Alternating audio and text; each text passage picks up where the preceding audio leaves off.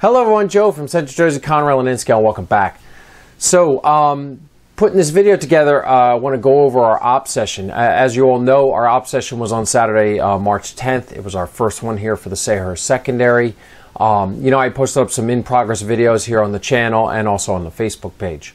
So, after a day or so, I sat back and thought about it, and, the session exceeded every expectation that I ever imagined. It went so very well.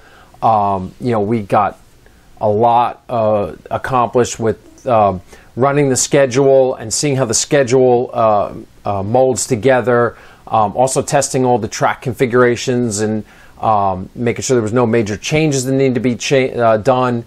Also, just testing, in running, we were actually testing and finding there was a couple problems with some turnouts and stuff, and I want to get in here and just give you my thoughts and, discuss it.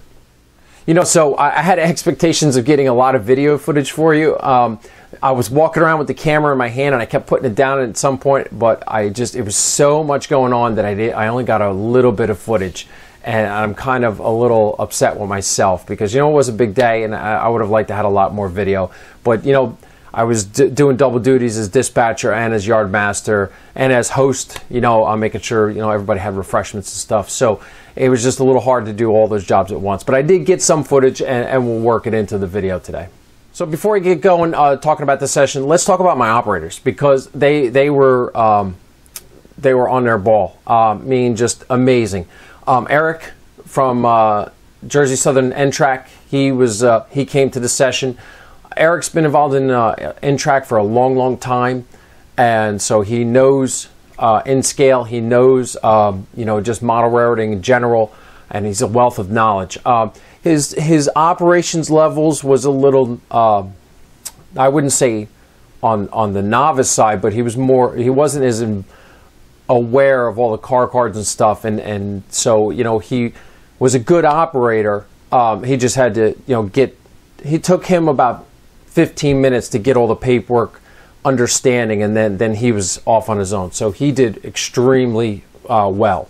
Now Chris is also an accomplished model railroader. He is big with HO scale. He's also involved with the I know I'm going to get it wrong, Chris, so I'm sorry, the Ocean County Society of Model Railroad Engineers. They're based out of Lakewood, and they're putting together a beautiful layout depicting the North Jersey coastline. So he's very big with HO scale. So his downfall was not being used to the in scale and how small it was. But he was a very good operator. Again, he wasn't as up on the paperwork, so it was a little learning curve for him in the beginning. But again, once he got all the understanding of the waybills and the switch list, then he was off and running as well. Now, Steve, you've all met Steve before. Steve is not a model railroader. He actually, I'm going to call him the ringer. So what everybody doesn't, I don't know if you play horseshoes. So the ringer is the guy who stands over by the picnic table at the barbecue and is drinking beer all night, and you need a guy to fill in at the horseshoe pit. So you say, hey, come on and throw some horseshoes. And this is the guy that comes over and just drops 2 and 3 points on the peg. So Steve is my ringer. This guy, he's not a model railroader. He knows a little bit about trains, but not a whole lot. He loves to operate. He came in here. He picked the SA-39 over in Toms River, and he was down there, and he banged that thing out probably about an hour and a half. He had a couple little issues, and it's not his fault, it's my fault, because number one, he was under the understanding that the switches had to be done in order, so he got a little confused with that, so that was my own fault. And number two was there was a little, he had problems with wheel gauges. So what I'm finding out is, a little side note, I had bought some Fox Valley model wheel sets that were used, and apparently they were out of gauge. So I got some cars that kept slipping off the points or dropping in, and poor Steve was over there dealing with that. And I came down at one point, he sounded very frustrated. I thought Steve was going to call it a day, but he really persevered through it and kept on working and pulled it off. So kudos to Steve, my ringer. So so those were the operators that we had. I had a couple other operators scheduled. One had to back out in the morning, And of course, Bill Graham was going to be here, but he had unfortunate circumstances as a family, so he had to step aside. So, but Bill's going to be back next session, and Eric he cannot come back for our next session in May because he has other commitments to do. So the session started out. We did a quick briefing session. What I did in the briefing session, I did a PowerPoint and just to tell them about the line and how I modeled it and get into some of the rules. I also spelled out, some important things to think about when you're having guest operators. Where the restrooms were, I didn't want them to go, restricted areas. I also went over where dispatch was going to be, how to get out of the basement, just basic, ideas. And that, that's a recommendation that comes from NMRA is when you're given a session, is just to treat your guests and tell them, all the rules and regulations before you get started, because it's better to tell them than to have something go wrong. But the PowerPoint, I think that's going to be the first and last time I'm going to do it, because next session, I don't want to be slowing down. I want to get going a little bit quicker. So what I'm going to plan on doing is I'm going to make a playlist here on the channel, and that's going to be training videos for all my operators, and I'll just have them go to the YouTube page and watch those. And the first video I'm going to post up is going to be that PowerPoint. I'm going to narrate it through so they could just watch it ahead of time, so this way we can skip through that and get right to picking seniority. So seniority. So how do we pick seniority? So I came up with this idea. So in the beginning of the session, we had they shuffled some cards up, playing cards, and they drew one card off the top. And I held them hold the card until after the PowerPoint's presentation, before we started picking seniority. Then they revealed the card, and the card with the highest suit, standard poker rules, was the most senior guy, and then we just ranked it down on the line. So now what the plan is, those three operators, actually, the ringer pulled the ace of spades, so he was the most senior guy on the layout. And what I'm going to do is that seniority list is going to stick throughout forever, as far as I'm concerned. So next session, when we have new operators, the new operators will have to vie with seniority amongst themselves, and then they'll get ranked underneath the top three. And it will just keep that list on building, as operators come in and out. I only felt that was fair because I felt that the operators who come here, who've been here the longest, that they should keep the seniority. So, I was like, well, how are we going to keep track of this? So, I came up with the last minute the night before is to just get a notebook. I got a notebook and put their information. They wrote their information down for me, and that was their email and their phone numbers, so I can make contact with them anytime for sessions and stuff like that. So then there was a little quirks that came up about seniority, and that was after the session when my wife and I were talking at dinner, and she was like, well, how are you going to do this and that? And so I was like, oh, well, you know what? We'll just make a rule. And I figured, let's just write it right in the logbook. So I went, the NORAC handbook, the last rule was, I think, 998. So I think the next rule I made is 999. That's going to be seniority. So, and I just wrote down the rule in the book, so it's in writing. And this way we know it's in there for the rest of the time. It's a little quirky and probably a little stupid, but I just figured let's just keep it all fair and for future sessions. So after the operators picked their jobs, and we went up to dispatch, and I gave them radios, gave them their switch lists. I offered them aprons if they wanted, but most of them, Chris and Steve, had a lot of pockets, so they didn't need it. Eric used the apron. I gave them their throttles. I had stressed out about having enough throttles, but it just so happens that one thing I didn't account for is I had the Y throttle up on JMRI, and Eric likes to use his phone. So Eric used his phone for the session, so didn't really have to worry about having enough throttles. So that's good for future, just to remember. So, once all the operators had all their paperwork and all the equipment that they needed for the session, they went down and took up position. I came down out of dispatch and functioned as the yard master, and I started staging the trains. Luckily, like I said, I had everything all pre-blocked out, and I put the I put the SA39 over on track 2, and I put the SA31 on the main, and then Eric had the cars that he needed for the SA02 on track 1. And so Eric went right to work. Then I gave the SA39 his Form D, went back up to dispatch, issued his Form D, and let him run down And then once he was down on the Toms River Industrial, I cleared Chris with the SA-31 to go down and start doing work. So from then on out, you know, dispatch kind of got, you know, a little not much activity, so I was able to move around, come down, make sure everything was going good. Helped Eric with a couple bolster pins that weren't working right. You know, went over and made sure the coffee, I had to make the coffee and bring that down, and you know, just doing host duties and you know, just troubleshooting anything that came up on the layout. And within like 2 hours, you know, the first train, Chris was wrapping up. I think Eric had one car left, and I think Steve had 2 more to go, and he had to get his train in position to come back. So then I went up to dispatch and, you know, issued the Form Ds to get him back to the yard. And I thought at that point we were going to just say, okay, well, I think we had a good session. And, you know, what do you guys think? And Steve kind of just spoke up. He goes, let's run some more trains. So the ringer. Yeah. So I was like, wow, never expected that. Never expected the first session, the first that block that we made up to go so quick. And, you know, so then they wanted to continue on. So I said, okay, why don't you take a break? Let me get some more trains jockeyed around and get the paperwork in order, and we'll go. Luckily, I had all those switch lists made up. So we ran the SA-37 Extra and the SA-37. And everything was going really well. Eric went back down and finished up the second shift on the SA-02, and you know, then everything started to wind down. So at that point, you know, we got the trains back to Brown's yard, and I just was kind of messing around with, you know, switching in the yard, getting, you know, trains in position and getting the OI-16 made up in the CA-53.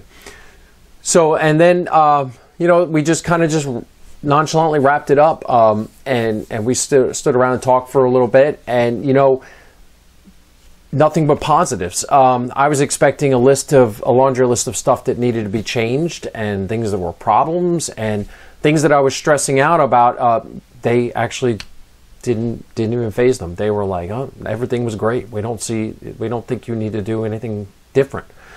So, you know, that was a huge relief. At that point, I was ecstatic because, you know, here we are 2.5 years into this, and, you know, it was kind of like getting anxiety about, is this going to run right? And they were all like, yeah, it's great. So that just goes to show you, you get in your head and you start playing games, and you're like, it's non-sequential to your operators.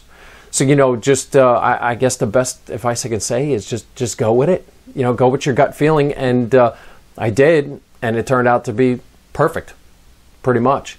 You know, I just like I said, you know, the turnouts we just got to do a little work on, and I think then and get them wheel sets out of here, and I think the operations will go really good. So over the last couple of days, you know, what's the conclusion here? So the conclusion. The biggest thing I think we're going to do is we're going to have to split the schedule. It's going to have to. I'm going to have to go with the prototype. You know, Conrail shared assets.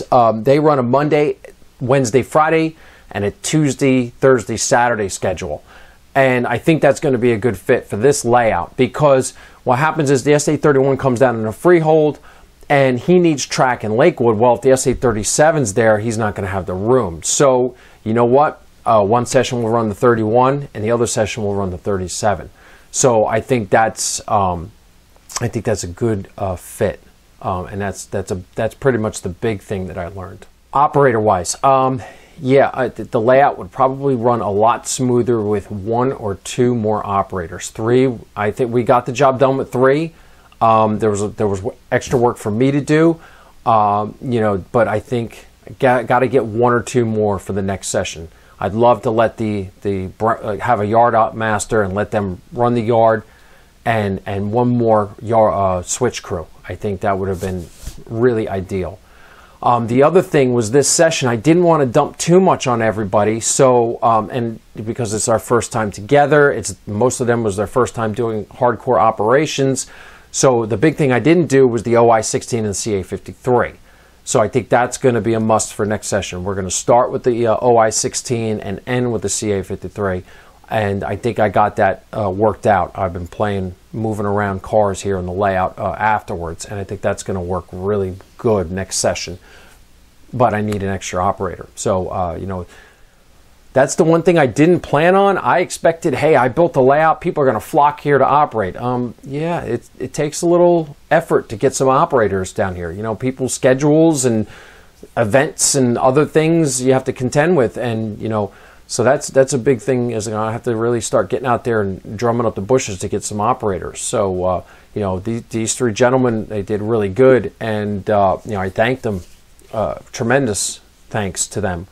But I think I need to get one or two more people down here. And the other thing was in the session was I looked around and actually talking with them that one or two and more in the room would probably be max. So 5 max in here in the room. And they had plenty of room. I made sure these aisles are nice and big enough.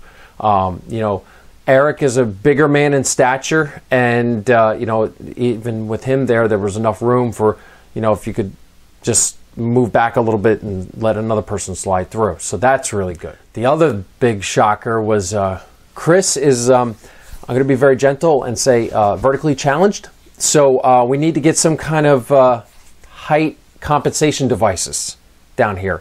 Poor Chris couldn't reach at some points in the back. So luckily I have my step ladder down here and he was using that. So I think I need to get some other mechanism down here, so if there's other operators who are a little shorter in stature that they can reach fine. But I think he may do.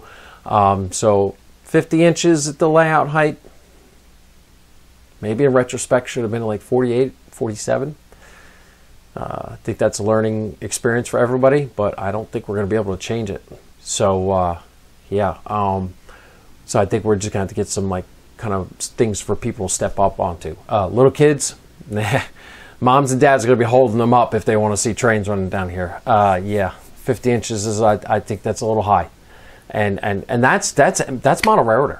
I mean, that's right out of their magazine. They're like 50 inches is the ideal height. Well, you know what? Now seeing the other operators down here, I think maybe 47 or 46, maybe even 45 would be a better height. You know, they say 50 inches because the optimal viewing angle for the eye, but with the operations level, I don't think that's really a good idea. I think, put your thoughts up there. I want to hear it.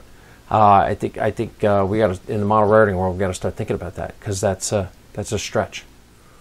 So another thought in conclusion was, you know, days up leading up to the op session, you know, I was kind of a little worried about how much motor power I had. I had about 5 4-axle locomotives available and 2 6-axle.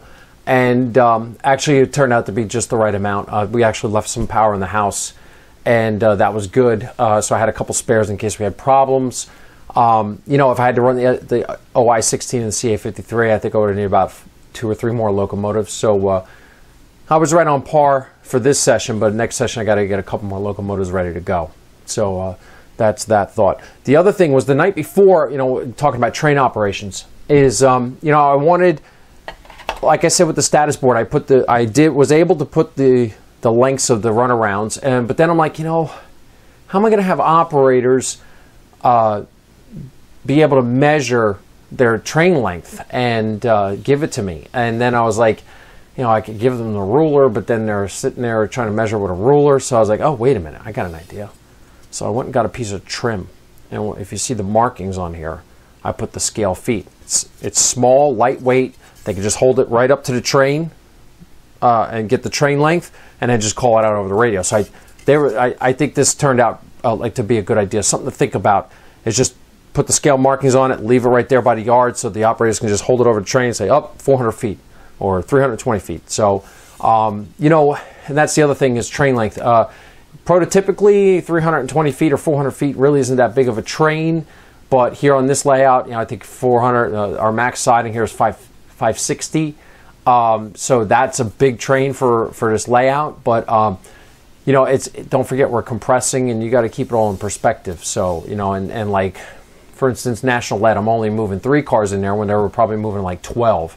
So, you know, it's all comparative. So I'm not too concerned about it, but the measuring stick, I think, was a great idea. And then, so my last thought, fast clock. So, you know, I put the fast clock down here for the operators so they could see it. And then I was like, wait a minute, how am I going to see it in dispatch? So then I had come up with the plan, and we went over it in briefing that I was going to just you know, put the time effective. I was going to say, you know, dispatcher authorization JD, time effective, time now, and then we're going to read back the time off the clock to me over the radio. So I went up to dispatch to go start doing the first Form Ds, and I just got done working in the yard, and I put my throttle down, and I was filling out the Form D, and I look over at the throttle, and I'm like, wait a minute, the throttle's reading. The throttle was reading all the way up in dispatch on the second floor, and I just looked at the clock, and I was like, all right, so I just wrote the time right off the throttle, my DT402. And then they were all like, really like, where'd you get that time from? And I was like, oh, I got it off my throttle. I have it up here. So, you know, that actually was kind of an accidental thing, and it really worked out well. It worked through the whole session. The battery kept through the whole session, and it kept time. So that worked out. So that's all I really have to talk about for the op session. Yeah, I'm standing here, and I'm feeling really good about it. So, you know, I'm not going to keep on rambling. What's coming up on the channel? I'm going to be doing getting the layout set. I just got to do the paperwork, and I'm going to get into our mock session so I can start filming that. I'm probably going to start that next week because I got a lot of overtime at work, and I'm not going to have much time this week. So I'll get that all filmed up and start editing that and start getting that ready to go. I'm not going to tell you a release date right now because I want to get all the footage done and all the episodes just edited and then just go one day at a time. So you'll see that coming up on the channel soon. Also, I'm going to get back in the paint shop. I want to do those sand loads and get that done because that's a big thing for the next session. I want to have those done. I'm also going to look at doing gondola loads. We're going to be doing scrap loads for over there in Continental Steel. And also, I'm going to pull out a play out of Matt Snell's playbook, and we're going to do the loads for the contaminated dirt over here in Lakehurst. So I'll be going over that technique with you too. So those three, I'll be putting those together while you're watching the ops session videos, so we can bang those out too. So I got a lot of video ideas cooking up in my head here to get out to you. So stay tuned for that. You know, it's actually, I got a lot of free time now that I'm not worried about major construction, and I'm still waiting for parts for the Browns yard panel. So you know, I got a lot of free time. Our next operating session, our next group operating session is going to be May 19th. I kind of made the decision to go every other month because, you know, it was a lot of work for me and my wife to get the house together. And oh, you know what? Well, I just mentioned her. You know what? Big shout out to my wife, and thank you for helping get everything together and opening the house up to everybody. And you know what? That you guys got to remember, and your gals, if you're doing op sessions, you know, don't remember it is a drain on your significant other too, because they are there with you, helping you get ready. So, you know, thank you very much, Jen. I love you, and thanks for opening our house up to these guys to come down here and operate the layout. So back on what I was saying before, May 19th will be our next group operating session. I have to get caught up on all the comments over the last two videos, the one I streamed and the one right before the op session. Somebody came up with a great idea, and I think I'm going to do it. Actually, no, I am going to do it. I'm going to set up my SLR, and I'm going to live stream on YouTube dispatch. On the 19th, I'm going to put the camera in, and you're going to sit with me in dispatch, and I'll let it go. The only thing I don't know is how long everybody wants me to stream it for. So please, give me your recommendations. Do you want me to just do it for the first hour? Do you want me to let it go for the whole session? I don't know. I mean, because you're looking at a 4-hour video. So I don't know if that'll work or not. So give me your thoughts on that, and let's talk about it so I know what to do. But I'm definitely going to set the camera up, and we'll live stream dispatch for you. And then if that works out, you know, it may open up possibilities for future sessions of moving the camera around to different positions so you can see the different positions throughout the op session. So I think that's a really good idea. So thank you very much to that person who recommended it, and I'm so sorry that I don't know who did it, but I will get that. I'm going to get caught up on my comments, and I'll remember who did it. So thank you very much. So that's all I really have for you this time. So if you're watching this video for the first time, please subscribe to our channel so that you can see all this new content coming up, you know, based on model railroad operations, if it's an interest to you, so you can follow along. Also, please check out our Facebook page because I'm always putting up pictures and updates of daily activities. And other than that, I'll see you next time on Central Jersey Conrail and Isco. Thanks.